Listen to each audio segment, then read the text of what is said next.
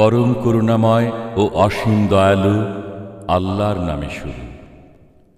আমি এই নগরীর শপথ করি এবং এই নগরীতে আপনার উপর কোনো প্রতিবন্ধকতা নেই।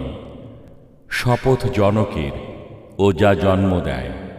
নিশ্চয়ই আমি মানুষকে শ্রমনির্ভর রূপে সৃষ্টি করেছি। সে কি মনে করে যে তার উপর কেউ ক্ষমতাবান হবে না?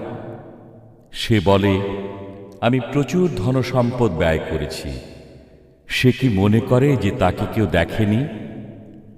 আমি কি তাকে দিইনি চক্ষুদ্বয়, জিহ্বা ও ওষ্ঠোদ্বয়? বস্তুত আমি তাকে দুটি পথ প্রদর্শন করেছি।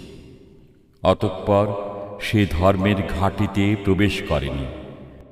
আপনি জানেন সে ঘাঁটি কি? তা হচ্ছে দাস মুক্তি অথবা দুর্ভিক্ষের দিনে অন্নদান, এতিম আত্মীয়কে অথবা ধূলি ধূসরিত মিসকিনকে, অতঃপর তাদের অন্তর্ভুক্ত হওয়া যারা ঈমান আনে এবং পরস্পরকে উপদেশ দেয় সবরের ও উপদেশ দেয় দয়ার, তারাই সৌভাগ্যশালী। আর যারা আমার আয়াতসমূহ অস্বীকার করে তারাই হতভাগা। তারা অগ্নি পরিবেষ্টিত অবস্থায় বন্দী থাকবে।